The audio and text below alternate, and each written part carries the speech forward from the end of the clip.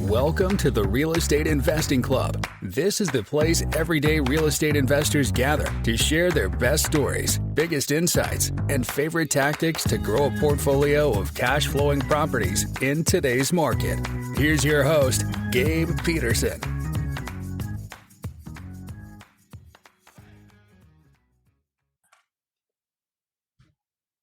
All right. We are back with another episode of the Real Estate Investing Club. Today we have Shaun Young with us from REI World Solutions. Shaun is a wholesaler. He does land, but predominantly he works with VAs to scale real estate businesses.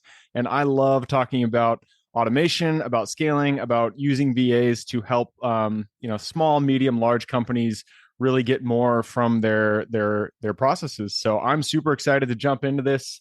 Shaun, thank you very much for hopping on the show. Man, thanks for having me, Gabe. I'm super excited to be here and share with the audience. Absolutely. I told you before we got on here, we like to start with stories. We like to hear how people got to where they are. I'm sure you got a good one. So why don't you take us back to the beginning? How'd you get started in real estate? Let's go back, guys. All right. Let's go. My story is, I'm not sure if it's typical or not, but I come from corporate America. I was a sales executive for 12 years. I was rocking it, top 3% in the country in my field. And my company was based in Sweden. The CEO of the company changed, and they decided to make a change with the sales force and the project manager. So I was a casualty of that. 750 of us were out of employment just like that, no warning. That is the reason why, I'm never against working in corporate, but that's the reason that I did not like it, is that you have no control. Yes. You can be let go at a dime. Even if you're crushing it, you can be let go, on a moment's notice. So I jumped into your story. Keep going. No, you're good, brother. That was my identity was wrapped around that position and that job. So I told myself, man, I'm never going to be in this position again where I give my livelihood over to a company that could make a change just like that. So I heard about real estate. I'd always heard that it was a way to make a lot of money. I had no idea how to get involved with it without having a ton of money. I thought you had to be a millionaire or something, inherit a ton of money. I just didn't have a clue. So I took about a year's time. I got a severance package from my company, and I spent about a year. I paid for a program. I'm not going to say the name, but it's a hotel event I went to. They sent me to the back at the end, and I paid a lot of money to be part of something and learn something. And I went for literally a year without learning anything. I felt like I was just like a student, and I didn't learn anything. So I was literally about to go back into corporate America, guys. I was getting so many offers. I was, highly sought after. So I said, hey, I can't survive much longer like this. I've got to make something happen. So I went out there and I found a gentleman named Ron LeGrand. He is the godfather of creative deals. He had a course that was 99 cents. It doesn't exist anymore, guys. Sorry. But he had a 99-cent course. I took that course, went through it in 2 weeks.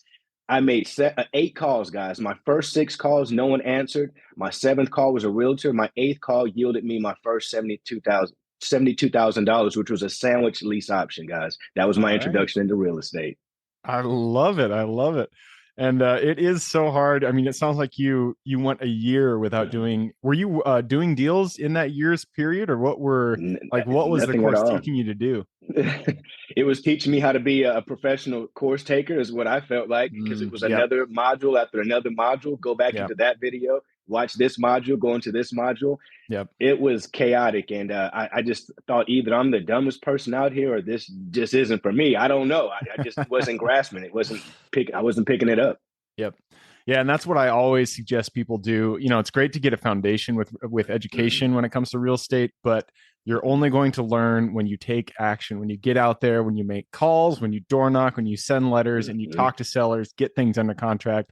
That's how you're going to learn. You're not going to learn any other way. So don't dump all of your money into education. Get a good foundation, but don't chase that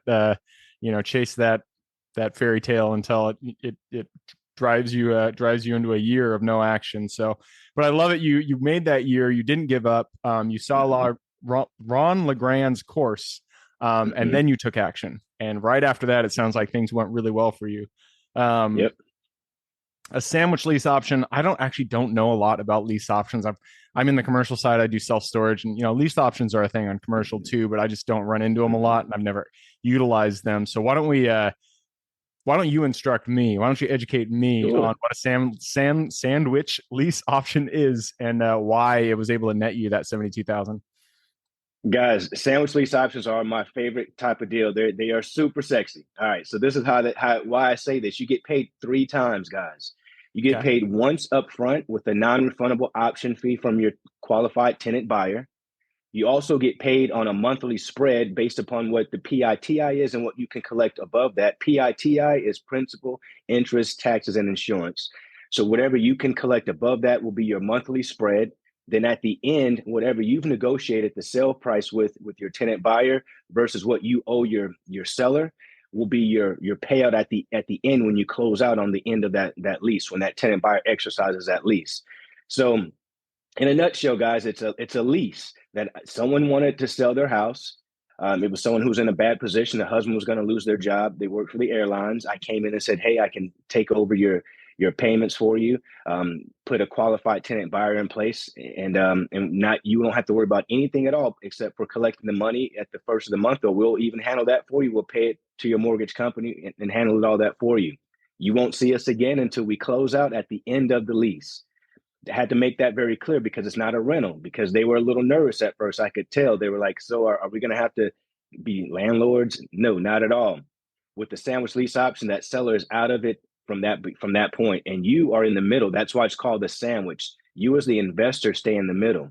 So you sign a purchase to sell agreement with that seller. In this case, I sold it. I had an agreement in place for, would you sell me the property for what's owed on the mortgage at the time of closing? They agreed.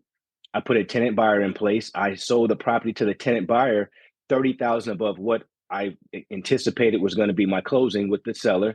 That was my spread at the end. And again, guys, the PIT on that was about 1,800. I charged 2,300 on the rent, extra $500 spread.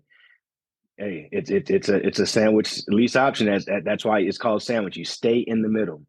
Yep, makes sense. So the thing that I see, and I love hearing new strategies. This sounds awesome. I always like my mind. I just start piecing it through and trying to figure out why it wouldn't work. And in my mind, the thing that kind of jumps out to me is most notes, standard bank notes will have a due on sale clause, where once you buy the property, that the seller or the note comes due, and so you have to pay the full amount up front. Are you only looking for sellers who don't have that in their mortgage legal, or does it work? Or just give me an example of how that would work when Sure. there's a note already in place. Great question, Gabe. And that was something that I had no clue about when I did that first deal, but it was something that I found out about later on. And it didn't affect me at all. There's reasons why, because for one reason we didn't notify the bank that we were doing anything at all, because there was no need to notify them because we were in a lease.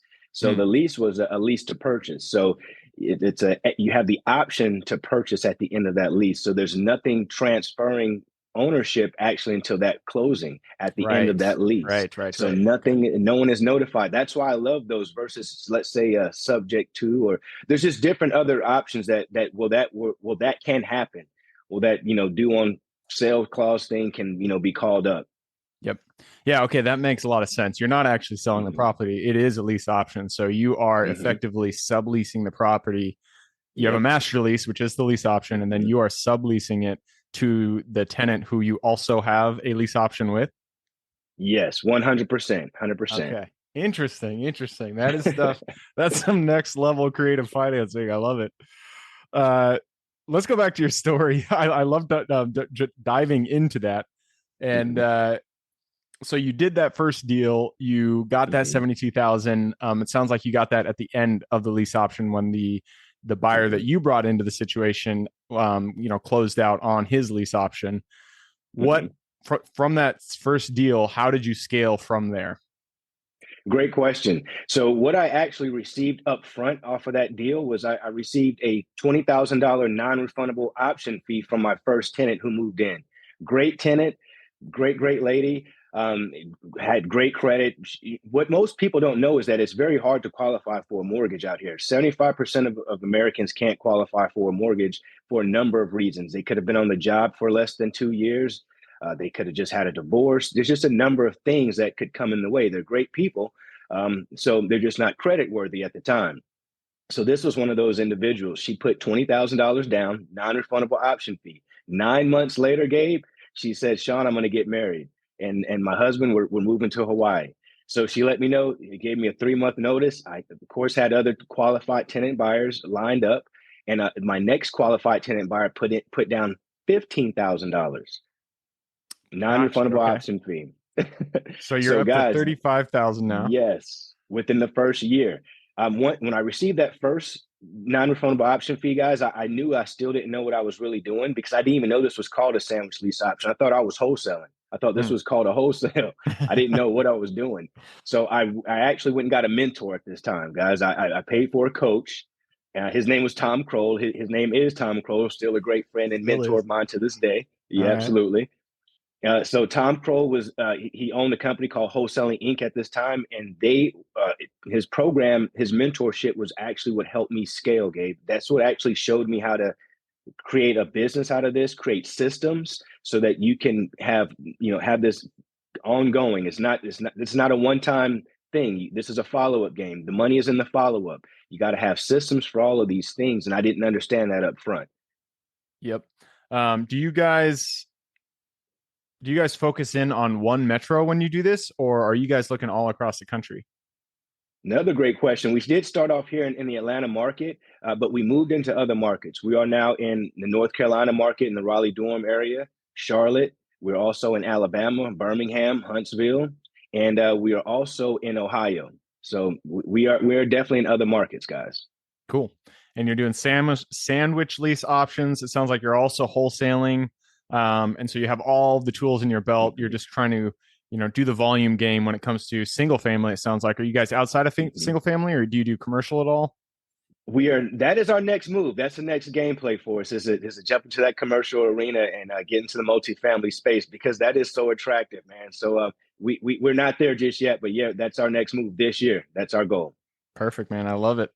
So let's talk about VAs, because the way that you were able to get to where you are today is you took that first successful deal and then you scaled. And to scale, you need people to help you get to where you need to be. What were the first, after that first deal, what were the first few people that you brought on, and what did they do?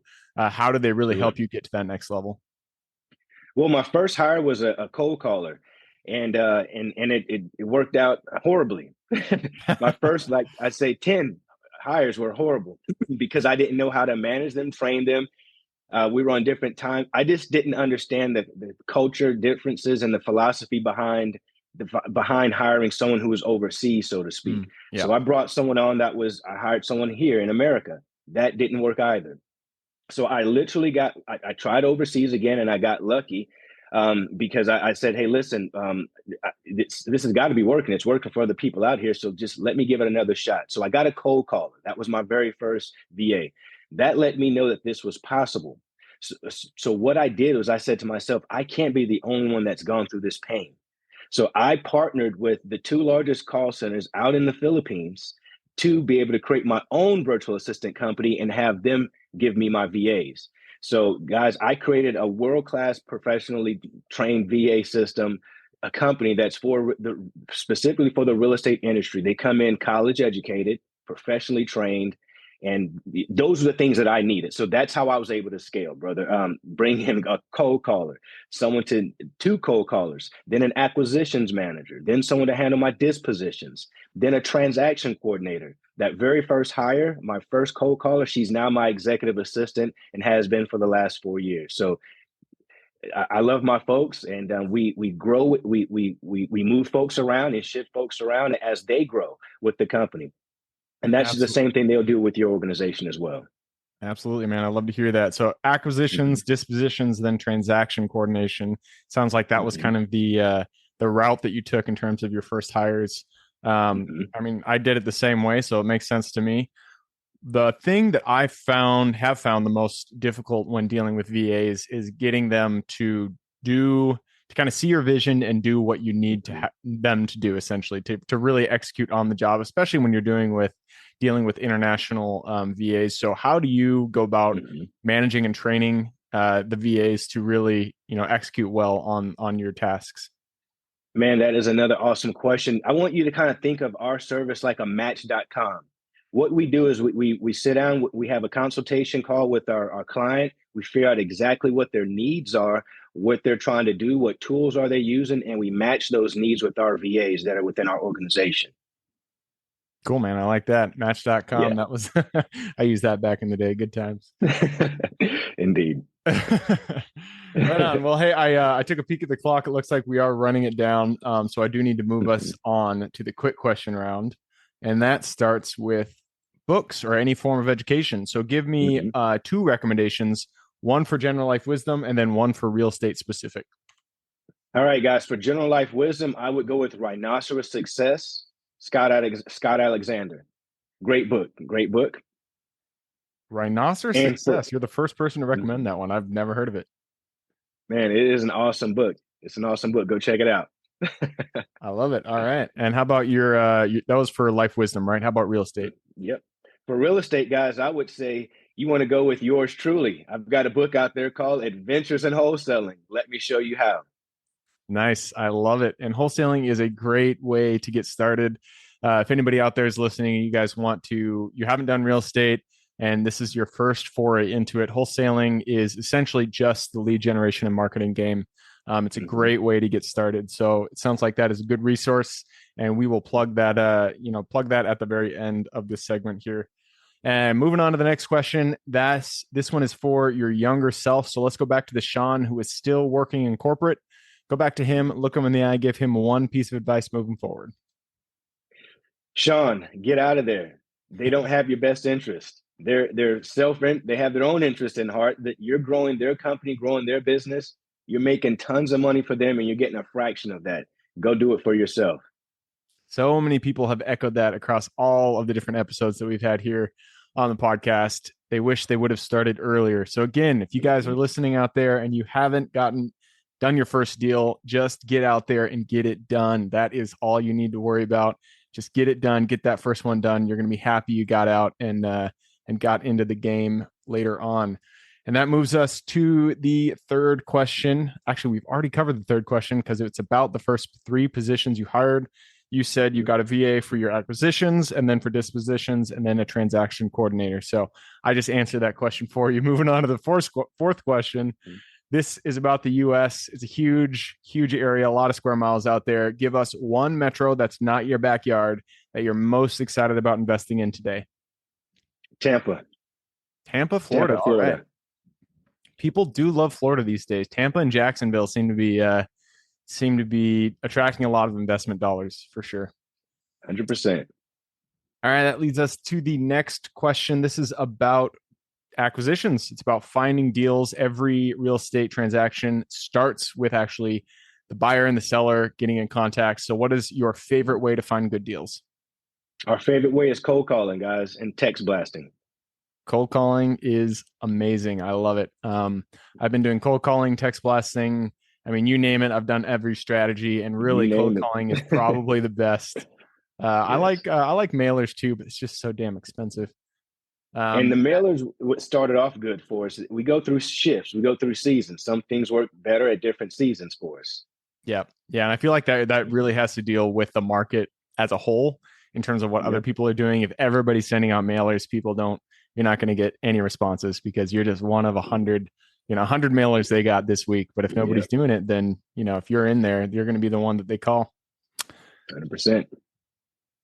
All right. And that leads us to the second to last question. You've already answered, man, you know exactly what I'm going to ask you. So you've already answered this one, but I'm going to ask it anyways. None of us are islands. We all stand on the shoulders of giants. So give me one mentor who contributed significantly to your career today.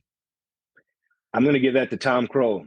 He's been a huge, huge factor in my success. He continues to be a huge factor in my success. And he's just a great individual. Love that guy. All right. Shout out to Tom. Thank you for helping Shaun get to where he is. Moves us to the second to last question. And this is about your strengths. We are all gifted with strengths that we uniquely provide this world. So what is your Superman strength? To be disciplined, even when I'm not motivated. That is the only strength that we all need, right? And that's the hardest thing to do is to get out there and get shit done when you don't feel like it. 100%, man. Yep. I feel like for me, at least, the one thing that I, exercise that muscle for me is exercise, regardless of whether I feel like I want to exercise or I don't want to, or I do want to exercise. I just get out there and do it. And I feel like doing that every single day is a good way to exercise. I'm saying exercise too often because it's a good way to use that muscle and grow it for you. So 100%. And that leads us to the last question. This is about your business and what you offer. You've given us a lot to think about. So tell us, where can people find that book you were talking about earlier, and how can they get in contact with you? Sure, guys. Head on over to Amazon.com or any book outlet, online book outlet, to grab that book. And if you guys are looking for, again, a professionally trained virtual assistant, head over to reiworldsolutions.com and take a look at us, guys. We'd love to take a look. As far as social media, guys, I'm all over the place. I'm at Nationwide Real Estate Mastery. That's my YouTube. That's my TikTok. That's my Instagram. That's my everything. It's everything everywhere you could find me is Nationwide Real Estate Mastery. I'll come right up. Perfect. I'll put those URLs in the show notes. So if y'all want to reach out to Shaun, just click the little more in the description. It'll pull down the full description, and in there you can find his URLs. All right, man, that wraps it up. Thank you very much for having on the show. I love being here, Gabe. Thank you so much, brother. Absolutely. For everybody who's here with us today, thank you guys for showing up. You are the reason we do this. So if you guys have any questions whatsoever, reach out to me, Gabe at therealestateinvestingclub.com. And if you guys want to support the show, all we ask is you give us a like, thumbs up, share, all that jazz. That's the only way that we ask for support. Other than that, I hope you guys have a great week. Keep rocking real estate, and I look forward to seeing you on the next episode. All right, before I officially sign off, I have a quick announcement to make. If you're interested in becoming a passive investor in one of my deals, my own company, Kaizen Properties, is looking for capital partners for our upcoming projects. We invest in what are known as recession-resistant assets, mainly self-storage facilities, mobile home and RV parks, and industrial properties. If you're interested in investing and would like to learn a little bit more about my company, our investing criteria, and some of the previous projects we've done, go to the Real Estate Investing Club podcast at therealestateinvestingclub.com and scroll all the way down to the bottom of the page. Click on the Invest With Us button. That'll pop up the investor form. Fill that out, and we will reach back out to you as soon as we can. Or if you prefer a little bit more of a personal touch, you can reach out to me at Gabe at therealestateinvestingclub.com. So really, that is it. Again, it was a pleasure hanging out with you guys during this episode, and I look forward to seeing you on the next episode.